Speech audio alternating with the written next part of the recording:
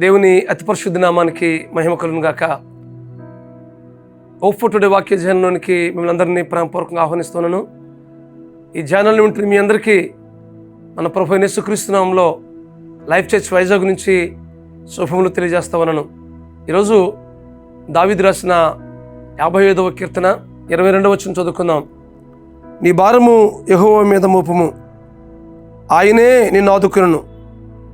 నీతిమంతులను ఆయన ఎన్నడూనూ కదలనీయుడు. ఈ వాక్యంలో మనం గమనించినప్పుడు దావీదు దేవుని మీద అపారమైన విశ్వాసం ఉంచి తన భారమంతటినీ ప్రభు మీద నిలుపుతూ తన హృదయంలో తాను అనుకుంటూ మాట్లాడుతూ ఉన్నాడు. శత్రువు తరుముతూ ఉన్నాడు. ఆ తరుముతూ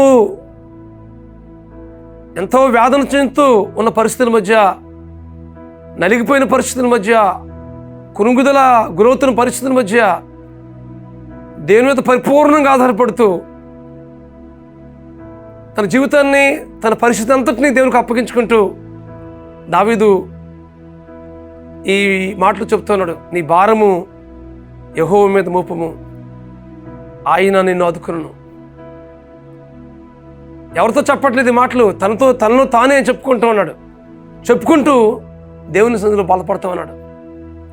వాక్యం ఉంటుంది మీ జీవితాల్లో. నీ భారం ఏదైనప్పటికీ ఆ భారం అంతటినీ ప్రభు మీద వేసినట్లయితే ఆ పరిస్థితి నుంచి నేను లేవనెత్తుతాడు ఆయన. కొన్నిసార్లు ఆర్థిక సమస్యలు కావచ్చు, అనారోగ్య పరిస్థితులు కావచ్చు, కుటుంబ సమస్యలు కావచ్చు, సమాధానం లేమి కావచ్చు. అదే భారమైనప్పటికీ ఆ భారం అంతటినీ ప్రభు మీద వేద్దాం.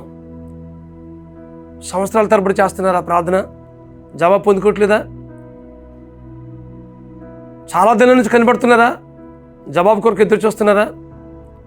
విశ్వాసాన్ని కోల్పోకుండా పరిపూర్ణంగా దేవుని మీద ఆధారపడుతూ నిరీక్షణతో మనం ఎదురు చూసినట్లయితే తగిన సమయంలో దేవుడు మిమ్మల్ని హెచ్చిస్తాడు.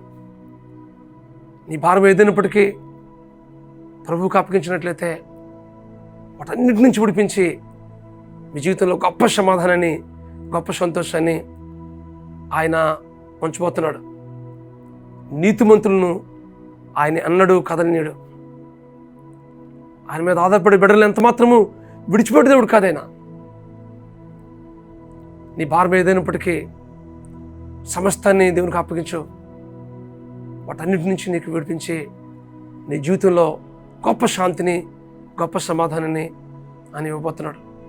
దావీదు జీవితంలో ఎన్నో సమస్యలు, ఎన్నో శోధనలు, ఎన్నో ప్రతికూలమైన పరిస్థితులు, అంతరంగంలో యుద్ధాలు, బహిరంగ యుద్ధాలు, వీటన్నిటినీ ఎదుర్కొని పరిపూర్ణంగా దేవునికి అప్పగించుకుని ఆయన జీవించాడు. కాబట్టే దావీదు జీవితంలో ఎన్నో ఉన్నతమైన అనుభవాలు పొందుకున్నాడు, విశ్వాసంలో బలపడ్డాడు. కాబట్టి మనం కూడా పరిపూర్ణంగా దేవుని మీద ఆధారపడదాం. మన సమస్య అంతటిని దేవునికి అప్పగించుదాం. తద్వారా మీ జీవితంలో గొప్ప కార్యాన్ని మీ జీవితంలో చూస్తారు. అటు కృపా పరిశుద్ధాత్మ దేవుడు మీకు అనుగ్రహించి నడిపించిన గాక. ప్రార్థన చేసుకుందాం. పరమస్వరూపుడా, మహాకృప గల మా తండ్రి, ఏ భారాలైతే మా ప్రియులు భరిస్తున్నారో ప్రభా, వాటన్నిటి నుంచి విడిపించు ప్రభా. మీరు వాగ్దానం చేశారు ప్రభా, నీతిమంతులు ఎన్నడూనూ కదల్చబడరని మీ వాక్యం ద్వారా మాట్లాడారు ప్రభా. మీకు వందనాలు. ఇదిగో ప్రభా, ప్రతి భారాన్ని మీకు అప్పగిస్తున్నాం ప్రభా. వేడుకొరకైతే మీ సన్నిధిలో కనిపెడుతూ మొరపెడుతూ ఉన్నారు ప్రభా. వాటన్నిటి నుంచి గొప్ప జయమిచ్చి వారి హృదయంలో సంతోషాన్ని, నూట నవ్వు కలుగు చేసి మీరు మహిమ పొందమని మా ప్రభువును, మా రక్షకుడినైనా యేసుక్రీస్తు నామములో ప్రార్థన చేస్తున్నాం తండ్రి. ఆమేన్, ఆమేన్, ఆమేన్. మీ భారం అంతటిని దేవుడు తొలగించట్లో, మిమ్మల్ని విశ్వాసంలో తిరుగులుగా చేయట్లో, పరిపూర్ణ విజయాన్ని మీ జీవితంలో కలుగు చేయట్లో పరిశుద్ధాత్మ దేవుడు మీకు సహాయం చేసి నడిపించును గాక. God bless you friends. Have a wonderful day. God bless you.